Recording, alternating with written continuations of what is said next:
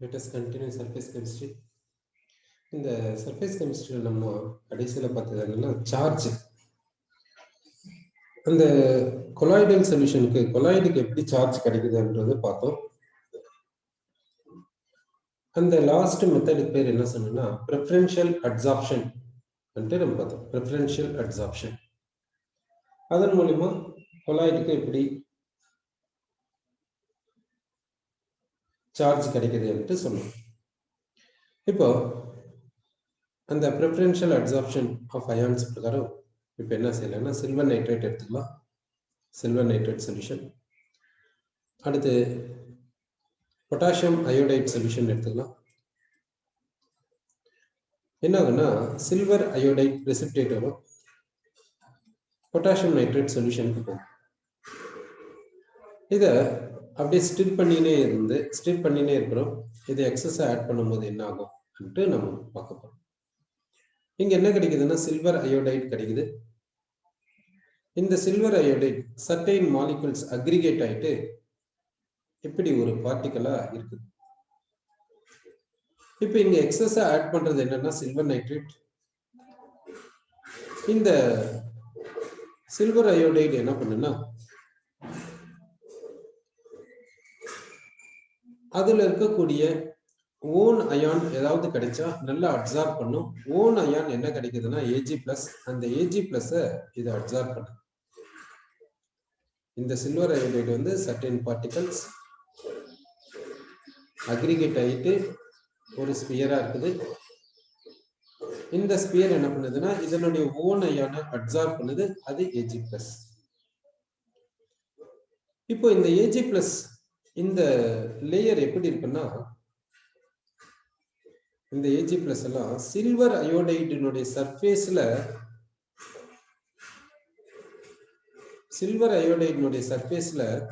நல்லா போயிட்டு ஃபிக்ஸ்டா போயிட்டு உட்கார்ந்துடும்.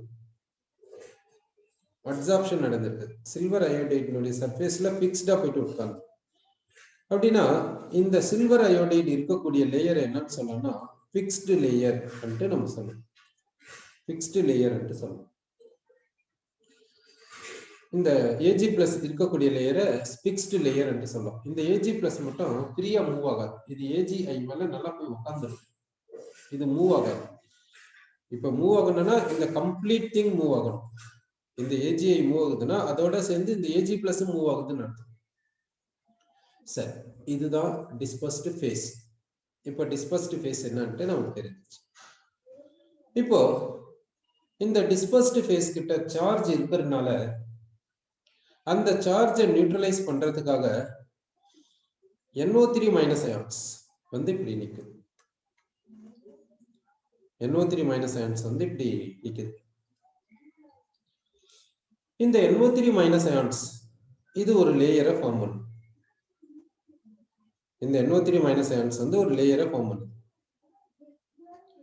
இந்த லேயருக்கு என்ன பேர் சொல்லணும்னா டிஃப்யூஸ்டு லேயர் அப்படி பேர் சொல்லலாம். இந்த லேயருக்கு என்ன பேர் சொல்றோம்னா டிஃப்யூஸ்டு லேயர் சொல்லணும். டிஃப்யூஸ்டு லேயர்னா இந்த லேயர் ஒரு ஃபிக்ஸ்டா ஆக்ட் ஆகாது.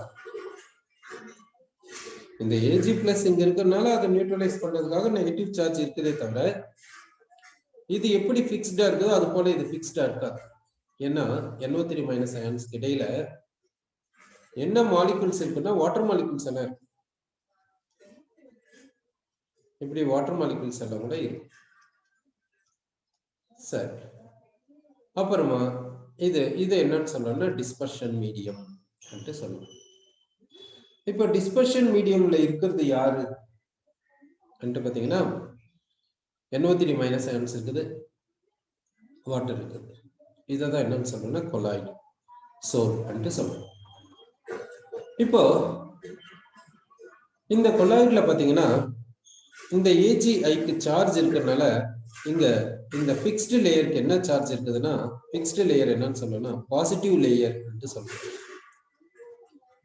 இங்க பாசிட்டிவ் லேயர் இருக்கிறதுனால இந்த டிஃப்யூஸ்டு லேயர் என்ன ஆக்ட் ஆகுதுன்னா நெகட்டிவ் லேயரா ஆக்ட் ஆகுது. அப்போ இங்க பாத்தீங்கன்னா 2 layers இருக்கிறதுனால இது என்னன்னு சொல்லணும்னாக்கா டபுள் லேயர் அன்ட்டு சொல்லணும். இங்க 2 லேயர்ஸ் இருக்கிறதுனால என்ன சொல்லணும்னா டபுள் லேயர் இருக்குதுன்னு சொல்லணும். இந்த டபுள் லேயருக்கு என்ன பேருன்னு பாத்தீங்கன்னா எல்மோல்ட்ஸ் எலக்ட்ரிக்கல் டபுள் லேயர் அப்படி சொல்லணும். இந்த டபுள் லேயருக்கு பேர் என்னன்னா எல்மோல்ட்ஸ் எலக்ட்ரிக்கல் டபுள் லேயர் அப்படி சொல்லணும். இப்போ இந்த பாசிட்டிவ் லேயர் என்ன பண்ணுன்னா இந்த நெகட்டிவ் லேயரை ஒரு பர்டிகுலர் ஃபோர்ஸ்ல அட்ராக்ட் பண்ணும். அதே நேரத்துல இந்த நெகட்டிவ் லேயர் இந்த பாசிட்டிவ் லேயரை ஒரு பர்டிகுலர் ஃபோர்ஸ்ல அட்ராக்ட் பண்ணும். இந்த நெகட்டிவ் லேயர் இந்த பாசிட்டிவ் லேயரை அட்ராக்ட் பண்ணக்கூடிய அந்த டெண்டன்சியை அதனுடைய பொட்டன்ஷியல் என்று சொல்லலாம். அதே போல இதுக்கும் பொட்டன்ஷியல் இருக்கு. இந்த பொட்டன்ஷியலுக்கும் இந்த பொட்டன்ஷியலுக்கும் இருக்கக்கூடிய டிஃபரன்ஸ் தான் என்னன்னு சொல்றேன்னா பொட்டன்ஷியல் டிஃபரன்ஸ் என்று சொல்லுவோம். இதுக்கு பேர் என்னன்னா பொட்டன்ஷியல் டிஃபரன்ஸ். இந்த பொட்டன்ஷியல் டிஃபரன்ஸ்க்கு என்ன பேருன்னு பாத்தீங்கன்னா எலக்ட்ரோ கைனடிக்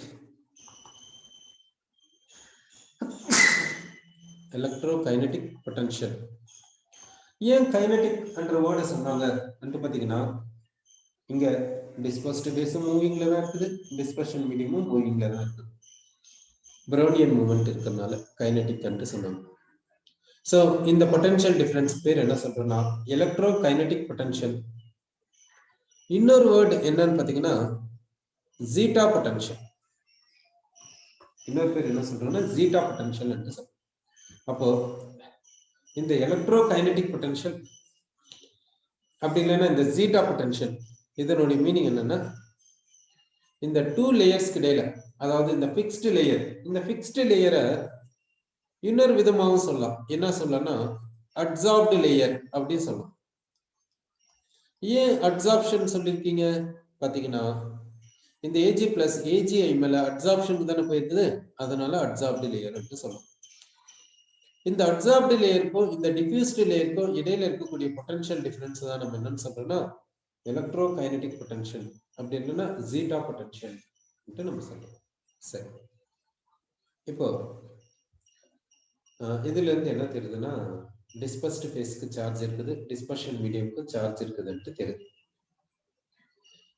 அப்போ கொலாய்டுக்கு வந்து சார்ஜ் இருக்குதுன்றது தெரியுது நமக்கு. கொலாய்டுக்கு சார்ஜ் இருக்குதான்ட்டு எக்ஸ்பெரிமெண்டா எப்படி சொல்றது? இப்போ ஒரு சோல் எடுத்துக்கிறோம், அந்த சோலுக்கு சார்ஜ் இருக்குது இல்ல என்றத எக்ஸ்பெரிமெண்டா நம்ம எப்படி சொல்றது? அதுக்காக என்ன செய்யணும்னா ஒரு யூடியூப் எடுத்துக்கலாம். ஒரு யூடியூப் இது போல எடுத்துக்கலாம்.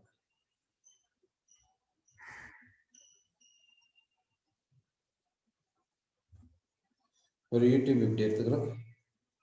இந்த யூடியூப்ல என்ன செய்றீங்கன்னா எந்த சோலினுடைய சார்ஜ் இருக்குதான்னு கண்டுபிடிக்கணும்னு நினைக்கிறீங்களோ அந்த சோல் எடுத்துக்கணும். அதாவது இருக்குதான்னு கண்டுபிடிக்க கிடையாது, சோலுக்கு கண்டிப்பா சார்ஜ் இருக்குது. அதுல இருக்கக்கூடிய டிஸ்பர்ஸ்ட் ஃபேஸ்க்கு நெகட்டிவ் சார்ஜ் இருந்துச்சுன்னா அதை நெகட்டிவ் சோல்னு சொல்லுவோம். டிஸ்பர்ஸ்ட் ஃபேஸ்க்கு பாசிட்டிவ் சார்ஜ் இருக்குதுன்னா அதை பாசிட்டிவ்லி சார்ஜ் சோல்னு சொல்லுவோம். இப்போ இந்த சோலுக்கு என்ன சார்ஜ் இருக்குதுன்னு கண்டுபிடிக்கிறதுக்காக தான் இந்த சோலை வந்து இந்த யூடியூப்ல எடுத்துக்கணும். அடுத்து என்ன செய்யறோம்னா ஒரு 2 எலக்ட்ரோட்ஸை இங்க டிப் பண்றோம். இங்க ஒரு எலக்ட்ரோட டிப் பண்றோம்.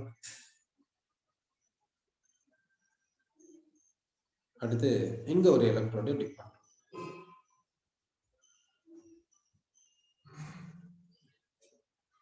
இது போல ஒரு 2 எலக்ட்ரோட்ஸை டிப் பண்ணிடுச்சு. டிப் பண்ணிட்டு என்ன செய்யறேன்னா இதை க்ளோஸ் பண்ணி எப்படி க்ளோஸ் பண்ணிடுறோம். இதுக்கு தேவையான பொட்டன்ஷியல் டிஃபரன்ஸை கொடுக்கும். இப்போ டிஸ்பர்ஸ்ட் ஃபேஸ் பார்ட்டிகல்ஸ்க்கு எங்க போகுதுன்னு பாருங்க. டிஸ்பர்ஸ்ட் ஃபேஸ் பார்ட்டிகல்ஸ் எந்த இடத்தை நோக்கி வருதுன்னு பாருங்க. சப்போஸ் டிஸ்பர்ஸ்ட் ஃபேஸ் இங்க வந்து இதுக்கு மேல டெபாசிட் ஆயிருதுன்னு வச்சுக்கோங்க. டிஸ்பர்ஸ்ட் ஃபேஸ் இந்த கொலாய்ட்ல இருக்கக்கூடிய டிஸ்பர்ஸ்ட் ஃபேஸ் இந்த பக்கம் வந்து இந்த பக்கம் போய் இங்க டெபாசிட் ஆயிருக்கு. டெபாசிட் ஆகுதுன்னா டிஸ்பர்ஸ்ட் ஃபேஸ்க்கு என்ன சார்ஜ் இருந்துச்சுன்னா அது இந்த கேத்தோட்ல போயிட்டு டெபாசிட் ஆகும். Positive charge. அப்போ டிஸ்பர்ஸ்ட் ஃபேஸ்க்கு என்ன சார்ஜ்னு கண்டுபிடிச்சிட்டோம். டிஸ்பர்ஸ்ட் ஃபேஸ்க்கு என்ன சார்ஜ்னா பாசிட்டிவ் சார்ஜ். அப்போ இதை என்னன்னு சொல்லணும்னா பாசிட்டிவ்லி சார்ஜ்டு சோல்ன்ட்டு சொல்லணும். இந்த ப்ராசஸ்க்கு பேர் என்னன்னாக்க எலக்ட்ரோபோரிசிஸ். இந்த ப்ராசஸ் பேரு எலக்ட்ரோபோரிசிஸ் சொல்லணும். அப்போ இந்த எலக்ட்ரோபோரிசிஸ் என்றது என்னன்னா கொலாய்டுக்கு என்ன சார்ஜ் இருக்குது என்றத கண்டுபிடிக்கிறது. கொலாய்டுக்கு என்ன சார்ஜ் இருக்குதுன்ட்டு இது கண்டுபிடிச்சு சொல்லணும். அப்போ நெகட்டிவ்லி சார்ஜர் சொல்ல இல்ல பாசிட்டிவ்லி சார்ஜர் சொல்லன்ட்டு நம்ம சொல்லணும். சரி, அடுத்து இந்த கொலாய்ட்ஸ்ல நம்ம பார்க்கக்கூடிய இன்னொரு ப்ராப்பர்ட்டி என்னன்றதை பார்க்கலாம். இப்போ மில்க் என்ற கொலாய்டு எடுத்துக்கலாம். இந்த மில்க் என்றது கொலாய்டு. இதை நம்ம கர்டா மாத்துறோம். கர்டு எப்படி இருக்குது, மில்க் எப்படி இருக்குது? கர்டு பார்த்தீங்கன்னா கொஞ்சம் நல்லா சாலிடா இருக்குது, கட்டியா இருக்குதுன்னு நம்ம சொல்லுவோம். மில்க் அது மாதிரி இல்லை என்று சொல்றோம். அடுத்து இந்த ட்ரைனேஜ் எடுத்துக்கலாம். இந்த ட்ரைனேஜ் என்ன பண்றேன்னா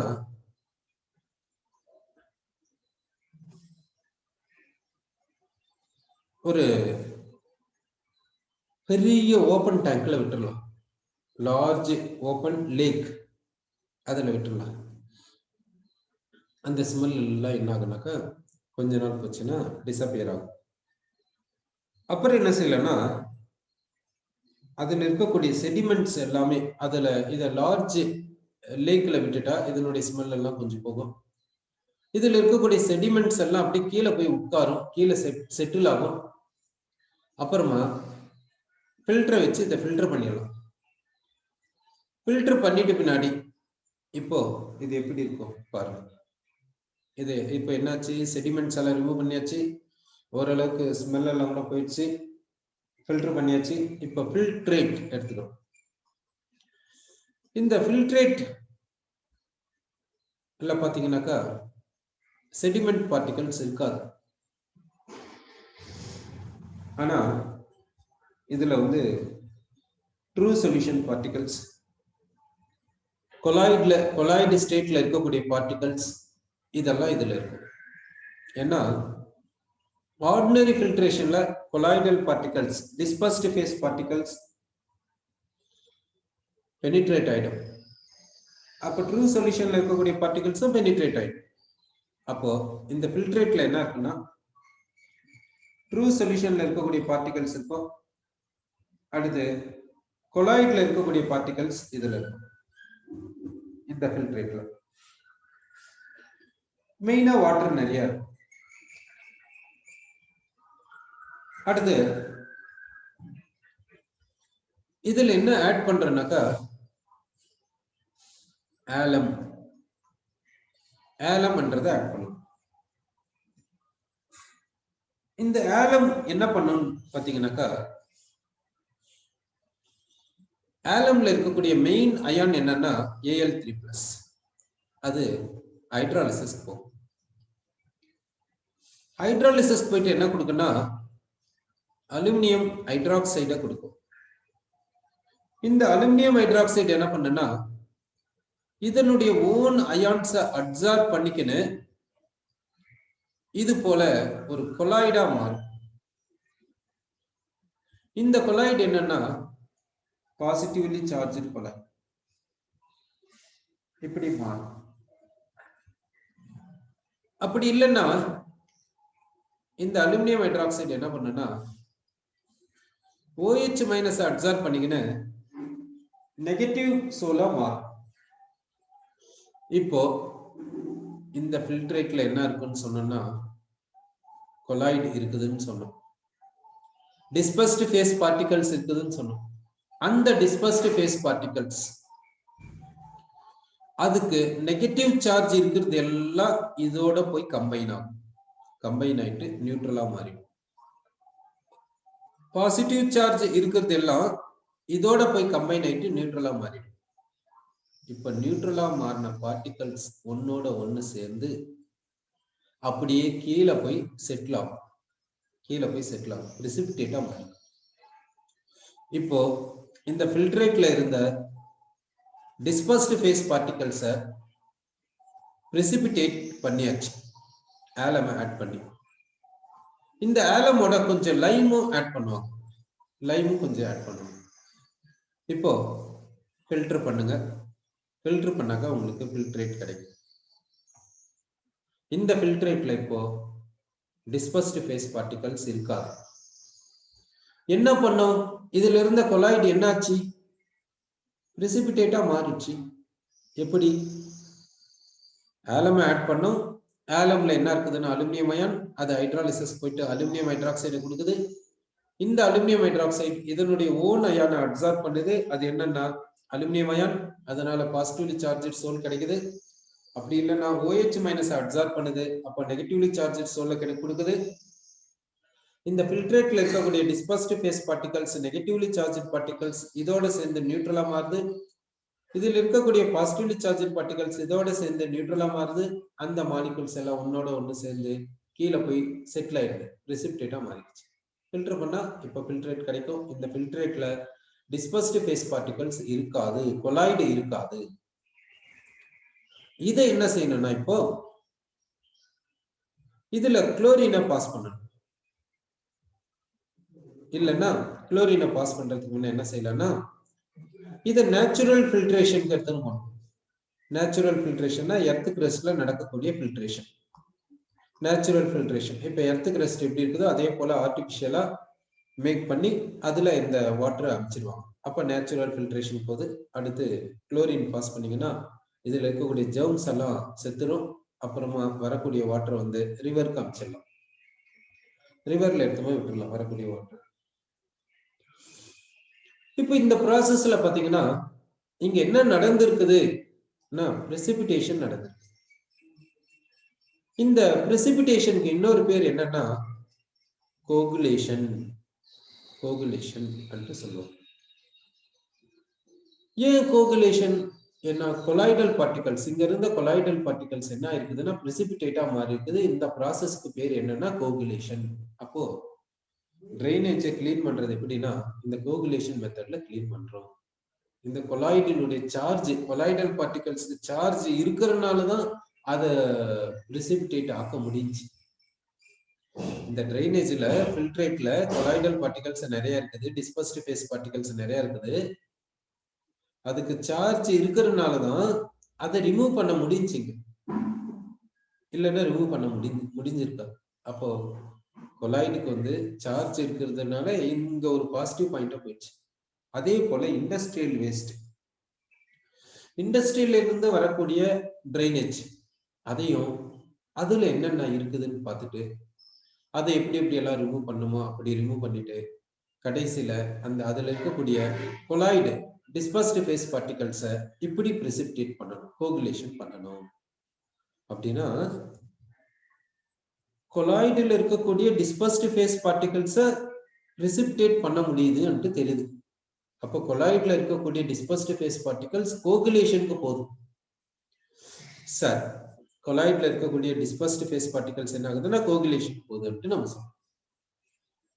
அதே போல இப்போ இதெல்லாம் எடுத்துக்கோங்க. இப்போ தமிழ்நாட்டுல பாத்தீங்கன்னா எது டெல்டா ரீஜியன் பாத்தீங்கன்னாக்கா தமிழ்நாட்டுல இருக்கக்கூடிய டெல்டா ரீஜியன் எடுத்துக்கோங்க.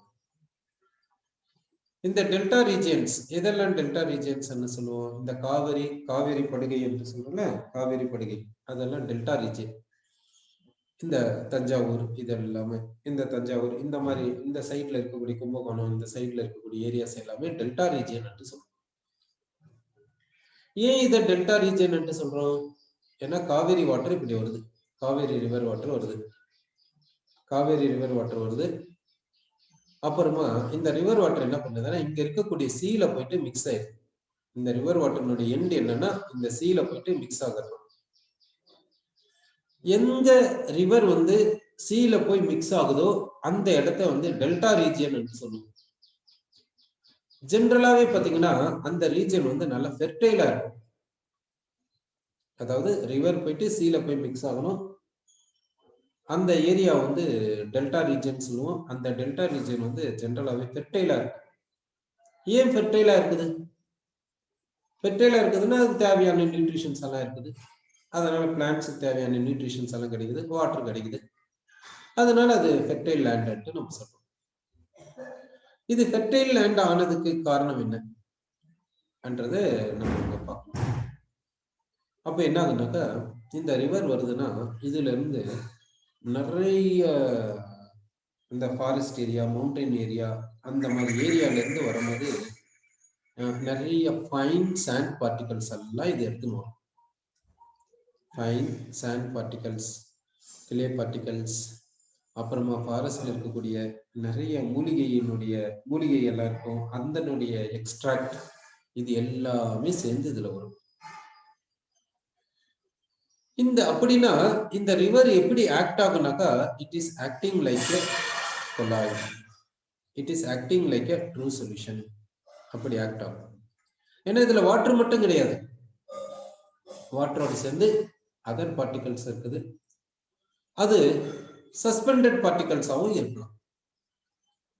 சஸ்பெண்டட் பார்ட்டிகல்ஸ் இது போல எல்லா பார்ட்டிகல்ஸையும் ஒன்னோட ஒன்று சேர்த்து கொண்டு வருது இந்த ரிவர். கொலாய்டு இருக்குது, ட்ரூ சொல்யூஷன் இருக்குது, சஸ்பெண்டட் பார்ட்டிகல்ஸ் இருக்குது, எல்லாமே சேர்ந்து வருது. எல்லாமே சேர்ந்து இங்க கடைசியில் அந்த சீக்கு வருது. சி பாத்தீங்கன்னா இதுல எலக்ட்ரோலைட் என்ற வார்த்தைக்கு ஃபுல்லா இடம் கொடுக்கலாம். சீல பாத்தீங்கன்னா ஃபுல்லா உப்பு தண்ணி, பயங்கரமான சீ வாட்டர் யாராவது குடிக்கிறோமா? ஏன்னா பயங்கரமா உப்பு தண்ணின்னு சொல்றல, என்ன நிறைய எலக்ட்ரோலைட் இருக்குது சீ வாட்டர். சீ வாட்டர்ல ஃபுல்லா எலக்ட்ரோலைட்ஸ் இருக்குது. இந்த ரிவர் வாட்டர்ல பாத்தீங்கன்னா கொலாய்டு இருக்குது, ட்ரூ சொல்யூஷன் ஆக்ட் ஆகுது, சஸ்பெண்டட் பார்ட்டிகல்ஸ் இருக்குது, எல்லாமே இருக்குது. இந்த ரிவர் எல்லாமே சேர்ந்து கடைசியில இந்த கடலுக்கு வந்துச்சு, சீக்கு வந்துச்சு. இப்ப என்ன ஆகும்? இந்த கொலாய்டுனா இதுக்கு கண்டிப்பா சார்ஜ் இருக்கும். எப்படி சார்ஜ் இருக்குன்னா, இந்த ரிவர் வர வேகத்துல எவ்வளவு ஃப்ரிக்ஷன்ஸ் நடக்கும், எவ்வளவு ஃப்ரிக்ஷன்ஸ் நடக்கும்போது கண்டிப்பா டிஸ்பர்ஸ்டு ஃபேஸ் பார்ட்டிகல்ஸ்க்கு எல்லாத்துக்குமே சார்ஜ் கிடைச்சிடும். அப்போ டிஸ்பர்ஸ்டு ஃபேஸ் பார்ட்டிகல்ஸ்க்கு எல்லாத்துக்குமே சார்ஜ் இருக்கு. இப்போ டிஸ்பர்ஸ்டு ஃபேஸ் பார்ட்டிகலுக்கு நெகட்டிவ் சார்ஜ் இருக்குதுன்னா இந்த எலக்ட்ரோலைட்ல இருந்து என்ன வரும்? பாசிட்டிவ் அயான் வரும். பாசிட்டிவ் அயான் வந்து இதை நியூட்ரலைஸ் பண்ணிடும். இது நியூட்ரலைஸ் ஆயிடுச்சுன்னு வச்சுக்கோங்க. இது போல இன்னொரு டிஸ்பர்ஸ்டு ஃபேஸ் பார்ட்டிகல் வருது, அதுக்கு சப்போஸ் பாசிட்டிவ்லி சார்ஜா இருந்துச்சுன்னா எலக்ட்ரோலைட்ல இருந்து நெகட்டிவ் அயான் வரும், அது இதை நியூட்ரலைஸ் பண்ணிடும். இப்படி இது எல்லாம் நியூட்ரலைஸ் ஆக ஆக இது ஒன்னோட ஒண்ணு சேர்ந்து அப்படியே கீழே டெபாசிட் ஆயினே அப்படி உருவானதுதான் இந்த டெல்டா ரீஜன். அப்போ இந்த டெல்டா ரீஜன் வந்து ஃபெர்டைலா இருக்குமா? இருக்காது. கண்டிப்பா ஃபெர்டைலா இருக்கும். ஏன்னா இந்த ரிவர்ல வரக்கூடிய கொலாய்டல் பார்ட்டிகல்ஸ்னால. அப்போ இந்த ரிவர்ல இருந்து வரக்கூடிய, இந்த ரிவர்ல இருக்கக்கூடிய இந்த கொலாய்டல் பார்ட்டிகல்ஸ் என்ன ஆகுதுன்னா, இந்த சீயை வந்து டச் பண்ண உடனே அது பிரெசிபிடேட்டா மாறிடுது. அந்த பிரெசிபிடேட் தான் இந்த டெல்டா ரீஜன்.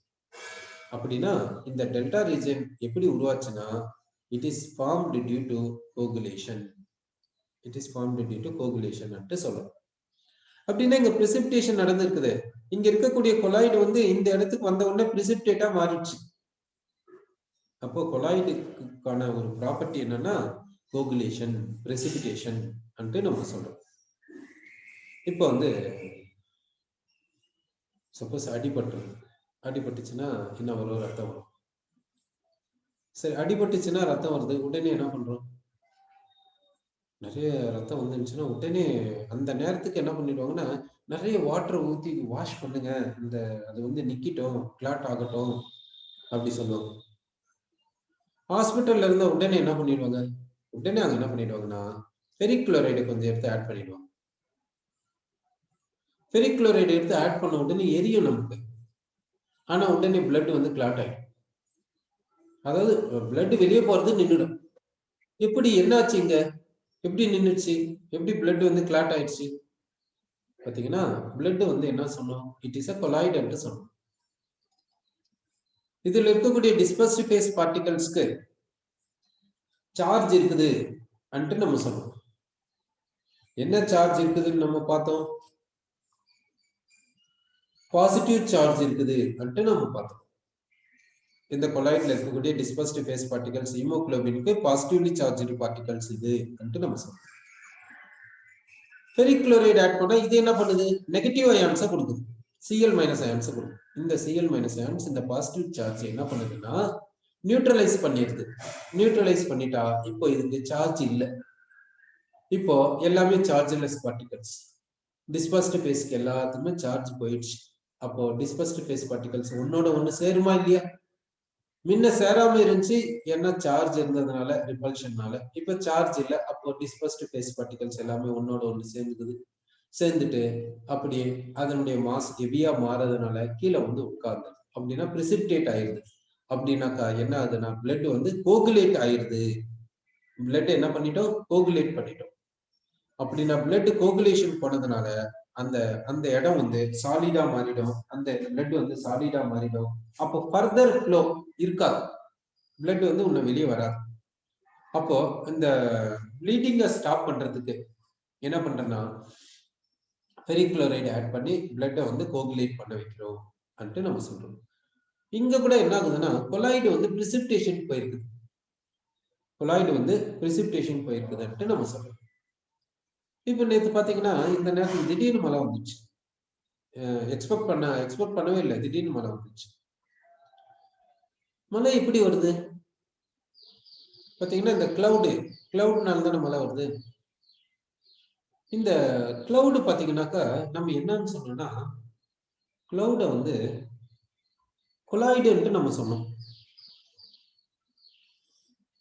சரி,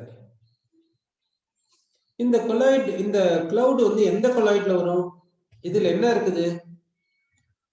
water molecules, liquid water molecules இருக்குது. அது டிஸ்பர்ஸ்டு ஃபேஸா ஆக்ட் ஆகுது. லிக்விட் வாட்டர் மாலிகுல்ஸ் டிஸ்பர்ஸ்டு ஃபேஸா ஆக்ட் ஆகுது. டிஸ்பர்ஷன் மீடியம் என்னன்னு பாத்தீங்கன்னா ஏர். இதுல இருக்கக்கூடிய டிஸ்பர்ஷன் மீடியம் வந்து ஏர்.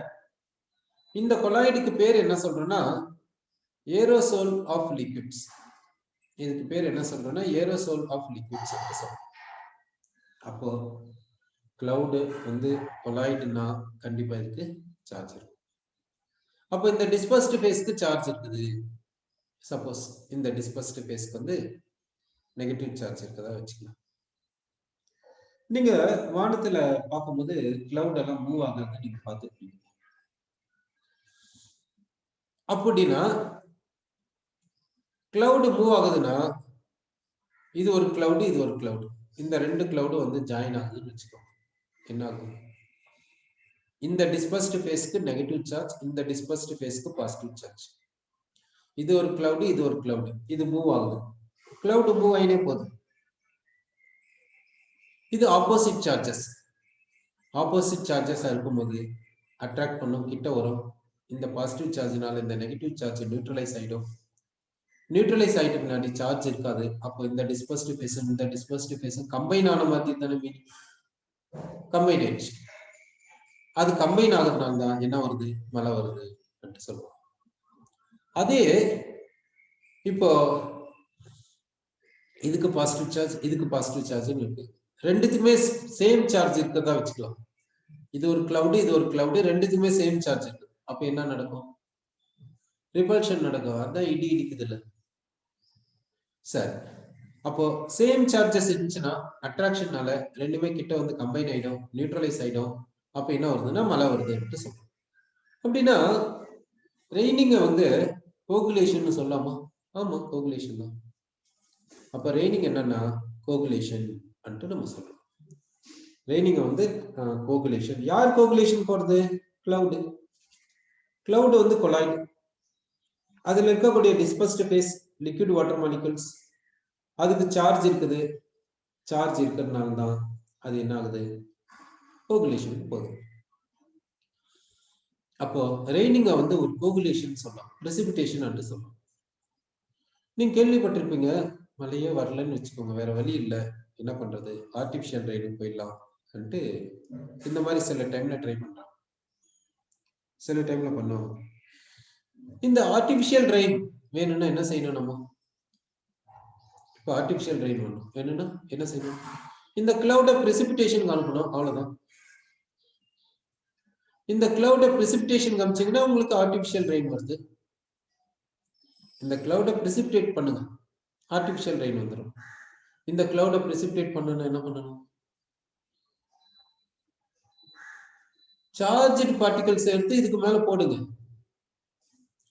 சார்ஜ்டு பார்ட்டிகல்ஸ் எடுத்து இதுக்கு மேல போட்டீங்கன்னா இந்த சார்ஜ் நியூட்ரலைஸ் ஆகும். இது நியூட்ரலைஸ் ஆயிடுச்சுனாக்கா மழை வரும். அதனால என்ன செய்வாங்கன்னாக்கா ஃபிளைட்ல போயிட்டு சார்ஜ் பார்ட்டிகல்ஸ் எடுத்து இந்த கிளவுடுக்கு மேல போடுவோம்.